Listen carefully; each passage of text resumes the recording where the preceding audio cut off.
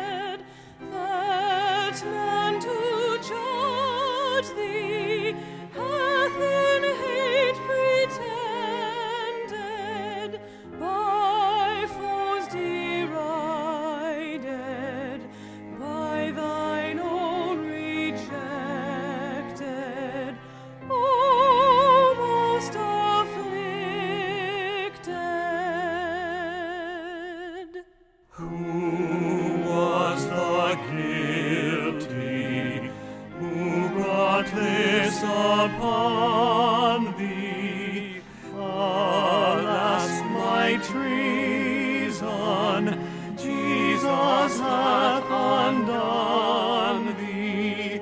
'Twas I, Lord Jesus, it was denied thee, I crucified thee.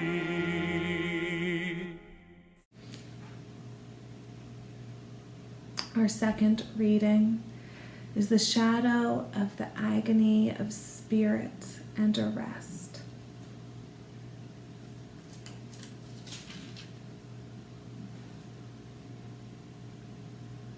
Then Jesus went with them to a place called Gethsemane and said to his disciples, "Sit while I go over there and pray."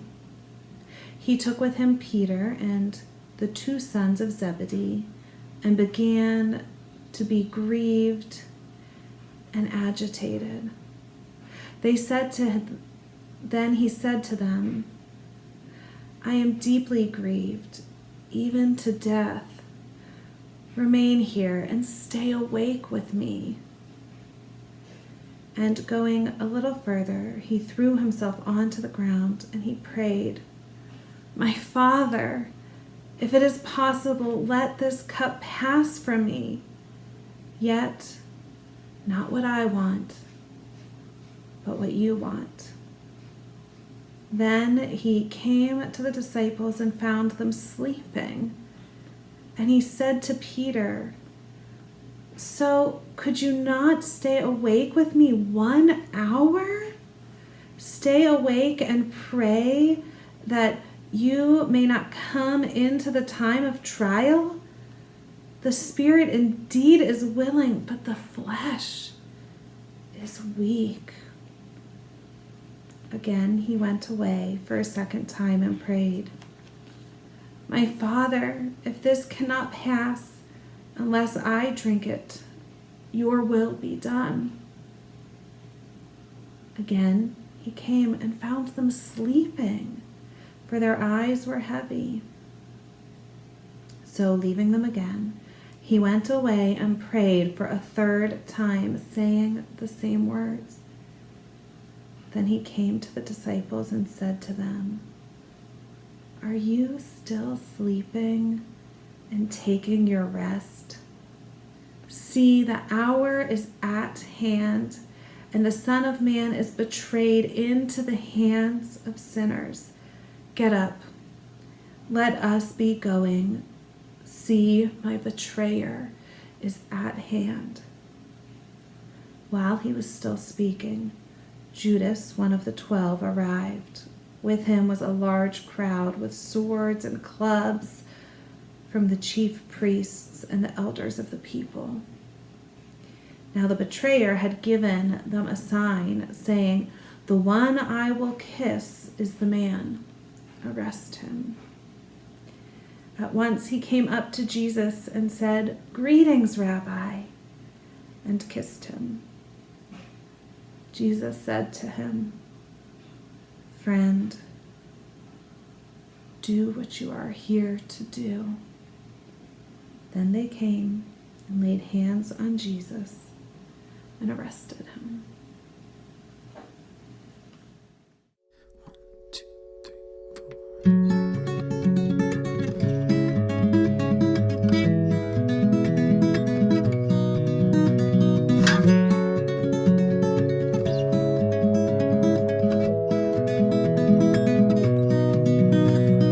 Go to dark Gethsemane, ye that feel the tempter's power. Your Redeemer's conflict, see, watch with him one bitter hour.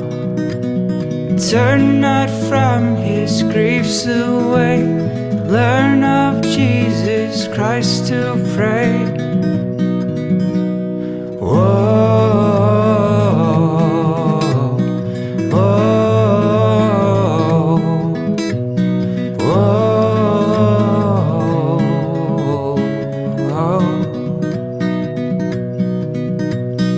Follow to the judgment hall, view the Lord of life will reign. Oh, the wormwood and the gall, oh, the pangs his soul sustained. Shun not suffering, shame or loss, learn of him to bear the cross. Whoa.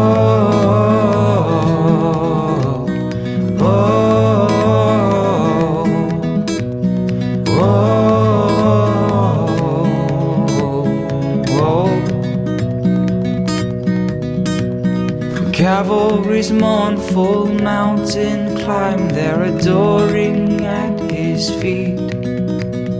Mark the miracle of time, God's own sacrifice complete. It is finished, hear him cry, learn of Jesus Christ who died. Whoa.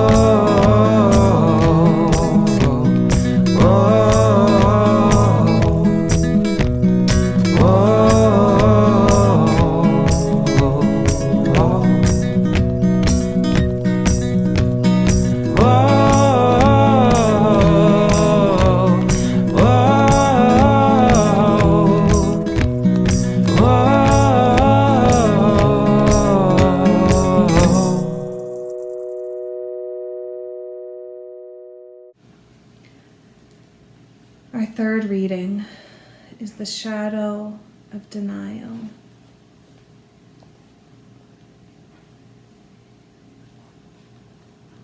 Now, Peter was sitting outside in the courtyard.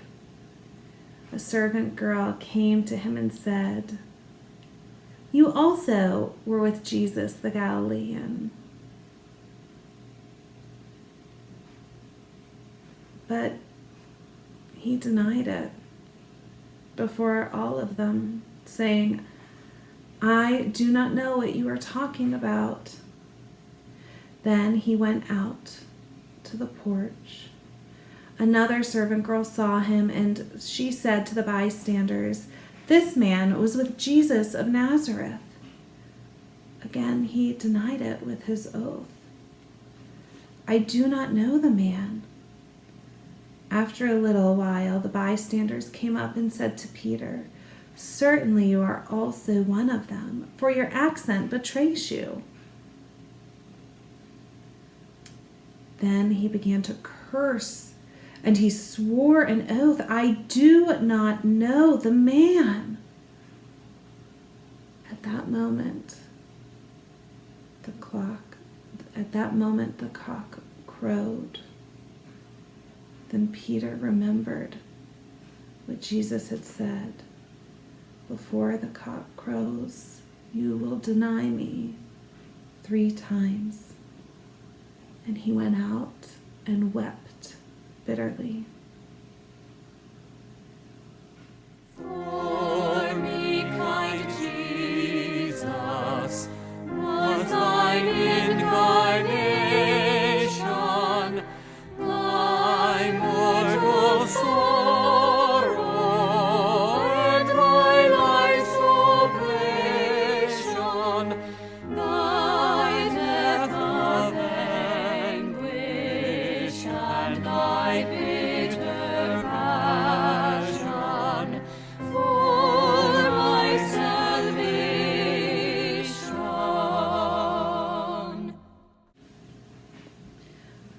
Our fourth reading is the shadow of accusation. Now Jesus stood before the governor, and the governor asked him, "Are you king of the Jews?" Jesus said, "You say so." But when he was accused by the chief priests and the elders, he did not answer. Then Pilate said to him, "Do you not hear how many accusations they make against you?" But he gave him no answer, not even to a single charge, so that the governor was greatly amazed.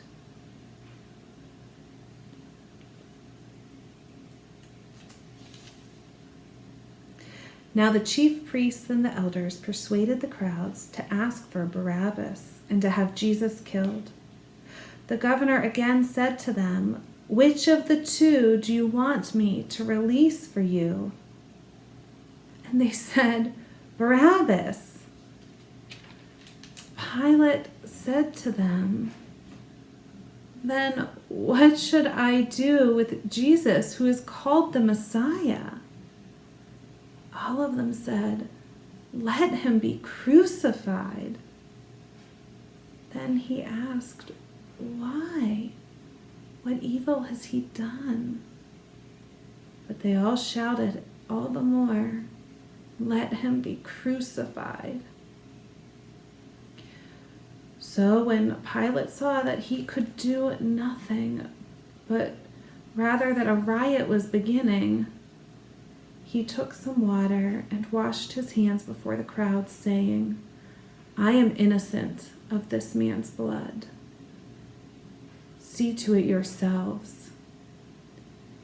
Then the people as a whole answered, "His blood be on us and our children." So he released Barabbas for them. And after flogging Jesus, he handed him over to be crucified. Then the soldiers of the governor took Jesus into the governor's headquarters And they gathered the whole cohort around him. They stripped him and put a scarlet robe on him. And after twisting some thorns into a crown, they put it on his head. They put a reed in his right hand and knelt before him and mocked him, saying, "Hail, King of the Jews."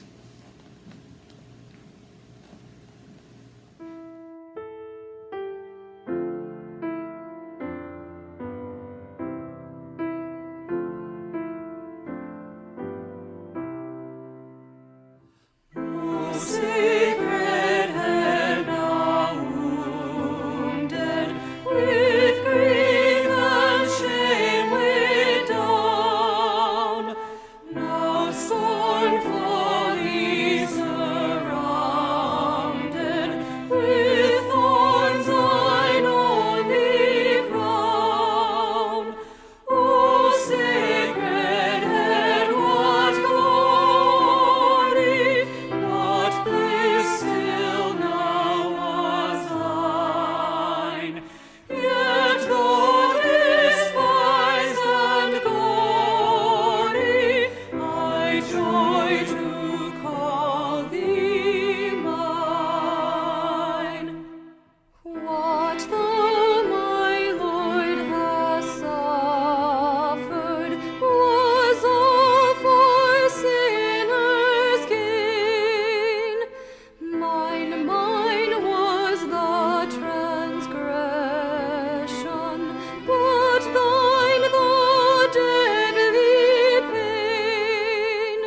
Lo, here I fall, my Saviour, 'tis I deserve thy place. Look on me with thy favor, vouchsafe to me thy grace.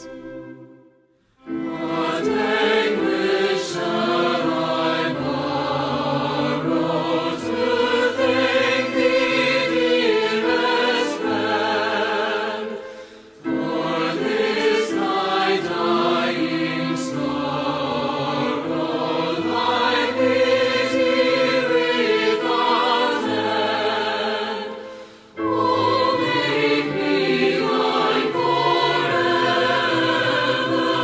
and should I fainting be, Lord, let me never, never outlive my love to thee. The fifth reading is the shadow of crucifixion.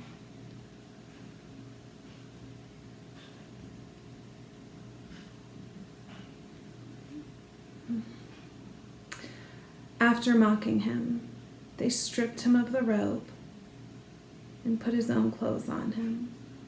They led him away to crucify him. As they went out, they came upon a man from Cyrene named Simon, and they compelled him to carry his cross. And when they came to a place called Golgotha, which means place of the skull, they offered him wine to drink mixed with gall. But when he tasted it, he would not drink it. And when they had crucified him, they divided his clothes among themselves by casting lots. Then they sat down there and kept watch over him. Over his head they put the charge against him, which read, "This is Jesus, King of the Jews." Then 2 bandits were crucified with him, one on his right side and one on his left. Those who passed by derided him, shaking their heads, saying, "You who would destroy the temple and build it in 3 days, save yourself. If you are the Son of God, come down from that cross." In the same way, the chief priests also, along with the scribes and elders, were mocking him, saying, "He saved others, but he cannot save himself. He is the King of Israel. Let him come down from the cross now, and we will believe him. He trusts in God. Let God deliver him now if he wants to. For he said, 'I am God's son.'" The bandits who were crucified with him also taunted him the same way.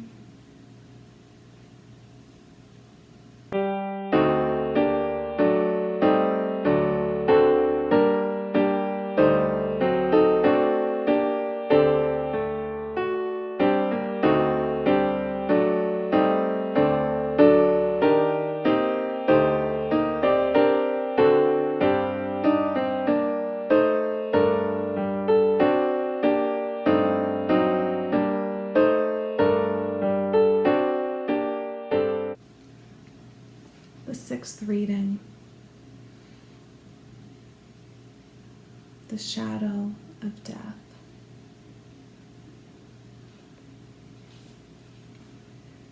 From noon on till darkness came over the whole land until 3 p.m.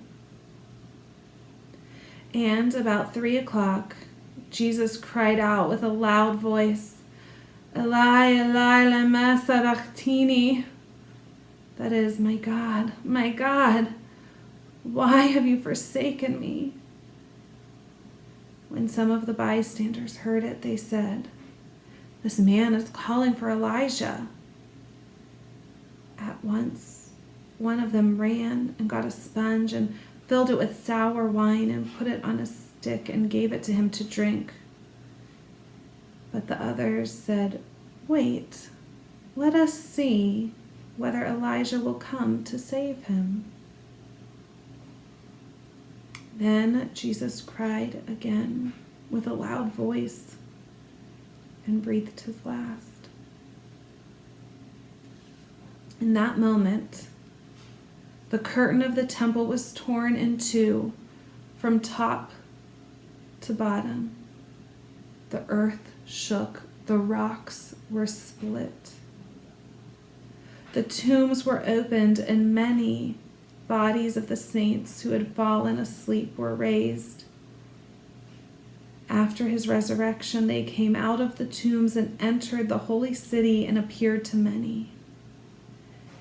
Now, when the centurion and those with him who were keeping watch over Jesus saw the earthquake and what took place, they were terrified and said, "Truly, this man was God's son."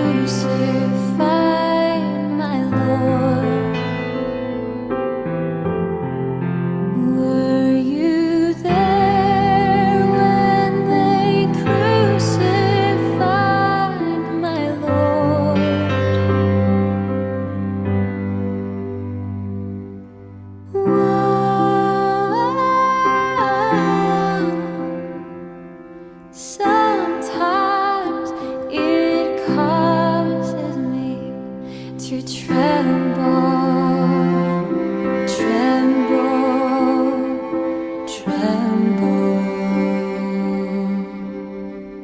Were you there when they crucified my Lord?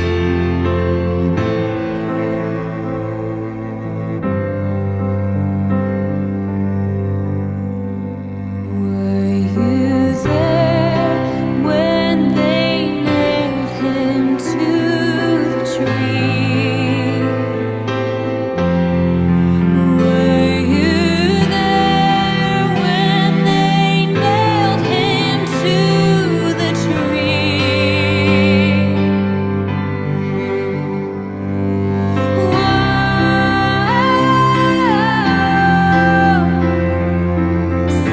Sometimes it causes me to tremble, tremble, tremble.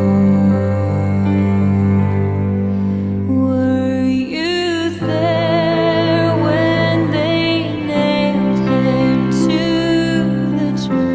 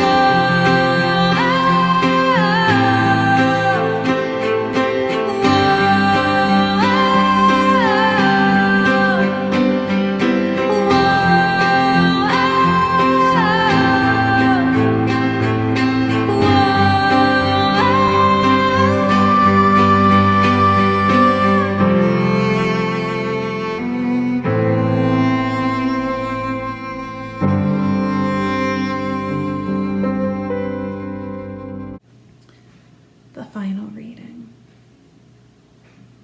The shadow of burial. When it was evening, there came a rich man from Arimathea named Joseph, who was also a disciple of Jesus. He went to Pilate and asked for the body of Jesus. Then Pilate ordered it be given to him.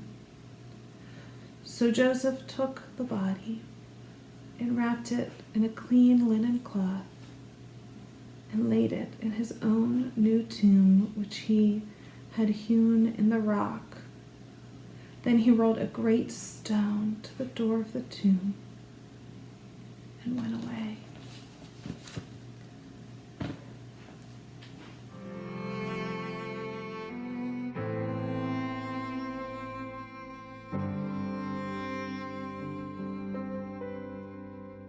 Were you there when they laid him in the tomb?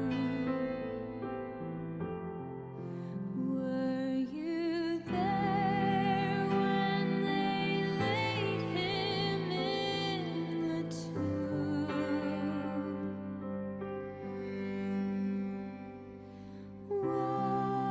Whoa, so